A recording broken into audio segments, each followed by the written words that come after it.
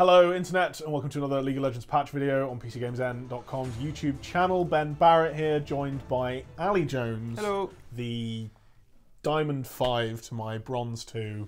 The SKT to my RNG. Yeah. They won. They did it. We'll have a video about that later on as well.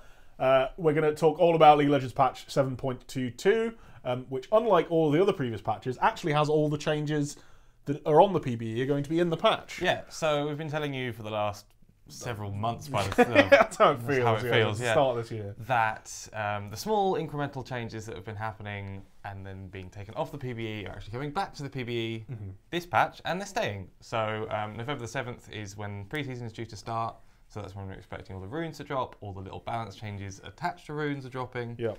And while they've been kind of yo-yoing on and off the PBE for the last few patches at least, they are actually supposed to be sticking. They will happen. They will be a thing. Happen in patch 7.22. Yeah.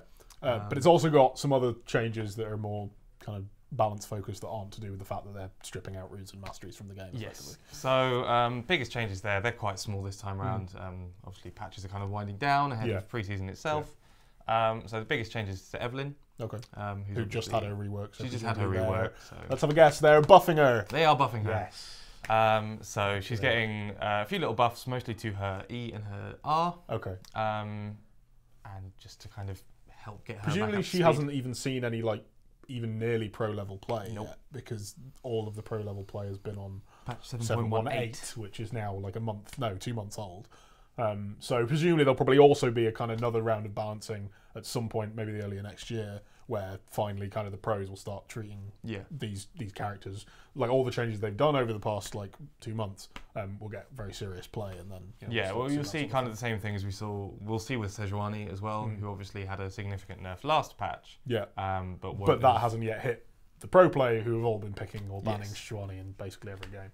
So there you go. Yeah, so Evelyn's getting her little patch. Galio had to be hotfixed this patch because I think they misworded a buff they made to him last time. Right, okay. Which made him incredibly powerful. Oh. So they took those changes back pretty quickly. Okay, good. And then otherwise there's changes to Lee Sin, Urgot and Leona, but they're kind of rune quite associated minor as well. Sure. So what about items? Items, again, quite simple. Everything is coming back again, so change to lethality and magic pen will be back. Okay, sure. Which have all been kind of moving around, hovering with the preseason stuff. The only other change is to Poacher's Dirk, which is getting made cheaper and is also being kind of streamlined, so you can change it into serrated Dirk quicker. Okay, sure. So kind of the upgrade path is sort of improved. Yes. There. Something about Bandit. So Bandit is being added. Bandit's currently a mastery. Right. Okay. Aimed at support. So the idea is that you get bonus gold when you attack enemy champions. Oh, sure. I wondered I'd seen people getting gold just when they attacked, but I wasn't sure if it was an item or a. So there are other runes and masteries that kind of work around that, and certain items previously worked around that. So Spell Thief's Edge, for example. But in order to make sure that supports don't lose a big chunk of their income, in the preseason, when that mastery is taken away, they are just adding it onto the 3 support items. Sure, which every support buys, right? More or less, unless you're not really playing support and you're playing AP carry take 2. So that's kind of... So they're doing that to sort of... Again, that comes back to the mastery and the runes being taken out and them trying to make sure they're balancing everything. Presumably, they also need to make sure that they don't accidentally give all of that gold also to ADCs or whatever, because you don't want ADCs getting gold every time they attack a champion, because that's happened quite a lot. Yeah, obviously those items don't really point towards ADCs. Sure, there's a chance that mid laners could take it, but they have been kind of trying to work around Spell Thieves. They want to make sure it's not as attractive an item to AP carries as it previously was. So they've made changes around that before. To make sure that the support items aren't accidentally very, very good for a whole different genre of character. And then finally, they're doing some stuff with the jungle again. They seem to do this every preseason. This is the smallest preseason jungle change I've ever seen. Basically what they're doing is they're bringing the monsters in 10 seconds earlier, so at 1 minute 30 rather than 1 minute 40. Right. And I think also minions are going to spawn at 1:30 again. Okay, interesting. Right, sure. So they're kind of improving that whole process and making it so basically the game starts sooner by the time. Pretty much. I think they did just say we want people to be sat there waiting for less time. You're playing 1,000 games a year or whatever. You waste a lot of time. 1,010 seconds. You're just waiting for stuff to happen. Fair enough. And then the last kind of balance change happening in this one is changes to health bars, which are just kind of getting a visual upgrade, so you can see important things more clearly. They do seem a little bit, particularly since Dota had its Reborn update, where they redid their health bars. The League ones have looked a little aged. If you go back to what the original League health bars looked like, they're a lot better than they were. They are. But yeah, I can see that that's something that they will require. Yeah, so they're basically just changing. They're changing healing, so that's more obvious. They're changing burst damage, so that kind of looks a bit more interesting. Right. And then things like having bit of a spectator upgrade as well. Basically, yeah, that's kind of to help when you're in play, just so you can read the game better. Sweet. On top of the balance changes, of course, there's also skins, delicious cosmetics. They feed us, and of course, Riot's bank account. And there's 2 new Blitzcrank skins coming this time. There's 2 new Blitzcrank skins, but they're also kind of sort of just one Blitzcrank skin. So they're the Lancer Paragon and the Lancer Rogue skin. Yeah. Which, both are cool. They look really awesome. Like the splash art for them is awesome. Splash art is excellent, and I've played with them on the PvE. They're fun. They look good. Arguably one of the best Blitzcrank skins there are. But unfortunately, there's 2 of them. So there's 2 of them. Yeah. But it feels a little bit like a recolor. It looks a little bit like a recolor as well. So it isn't quite a chroma, because the chromas are literally just we have applied a red filter instead of a blue filter. Yeah. This changes like a little bit of like his head changes, like the graphics on it changes a bit, a little bit of the kind of the styling on his arms and that sort of thing. And you say the particles are different as well. The particles are a bit different, so his ult looks different, and kind of some of the stuff around his passive looks different and stuff like this. But it is very much like the same skin with a little bit of a kind of a tweak to it. And this stuff really annoys me, because this is how Overwatch used to do it, and they kind of changed it after a little while, where every time they release a legendary skin, they really release 2. But they were sort of the same with like a little bit of different colouring on them and that sort of thing. And I don't like it. I would rather that they just release whatever the best version of that they think is. This is the first time they've done this in a while, because they used to do it like this, right? But then they kind of got out of it before I even started writing about it. Yeah, I mean, the kind of old skins, really old skins, Season 1, 2. Yeah, we're literally, now it's blue Kha'Zix. Anything, well, exactly. It didn't exist at the time, but Kennon's the one that was really bad for it. There was like literally a blue Kennon, a green Kennon, and like a purple Kennon. And a red Kennon. And it was just like, Kennon did literally have possibly the worst skins in the game. They were real bad. They were real bad. But they stopped doing it like that. They introduced chromas and they got rid of those old skins. This is definitely the first time they've done it in a long while. Yeah. And I think the way they're kind of justifying it is that these are borderline legendary skins. They're good. They are full recolors.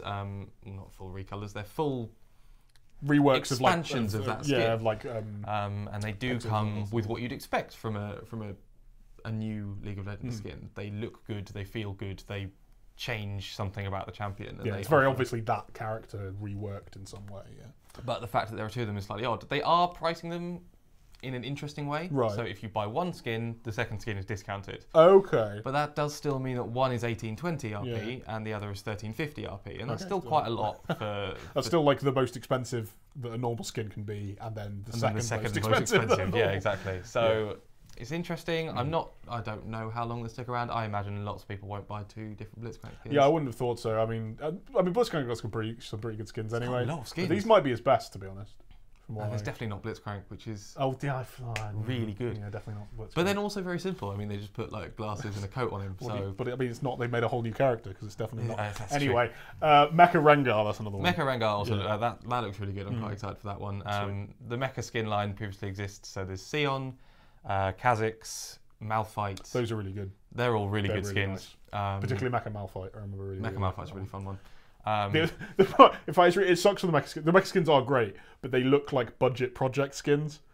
And the project skins are the best skins line that they have made, in my opinion. I think the fanciest looking. Definitely. When they kind of release them all at once and that sort of thing. But anyway, yes, Mecha Rengar does look really good. And then finally, Victorious Graves, who of course is a rank reward, right? Yes. So Victorious Graves is joining the Victorious skin line, and that's kind of rewarded to people who reach gold or higher by the end of the ranked season. This year, again, they're doing something slightly different, where if you get to Plat, Diamond, Challenger, or Masters, you get different chromas for that skin. Okay, but you all still get the skin. Yeah, so you get the skin, and it's chroma depending on which rank you reach. Okay. It's an interesting one. It hasn't proved particularly popular. They're kind of trying to change it up, make it look a bit more regal, so they've got kind of like royal purple going on. Right. I've seen the screenshot. It looked okay, I thought. Yeah, it looked okay.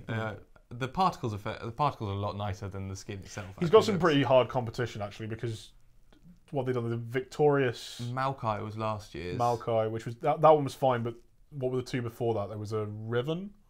No, right? That's Championship. I'm thinking of Championship. Now those Championship skins are really good, but yeah, I suppose the Victorious ones have been okay. Okay, I mean this kind of touches on why they're trying to make these changes to Victorious Graves this year. Is that they found that people get confused between Championship and Victorious, and there's a third kind of reward-based skin line that sounds similar. Yeah. And so they're trying to make a genuine effort to make these look like a reward for reaching gold, rather than just kind of another skin that you have. Rather than something you can buy.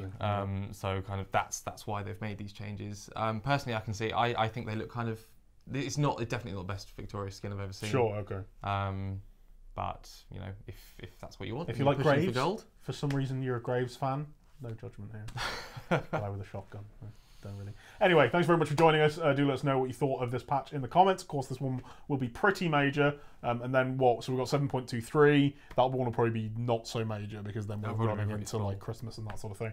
And then it all gets complicated because we start heading towards December. People are on holiday, and then there's the actual season changeover. There'll be All-Star at some point as well. Oh yeah, I'm not sure when that is. So I mean that'll happen. But we'll keep you updated as always. Please do expect one of these every couple of weeks, up until they aren't happening that often, and then we'll let you know why. Thanks very much for joining us. We'll see you next time. Bye bye.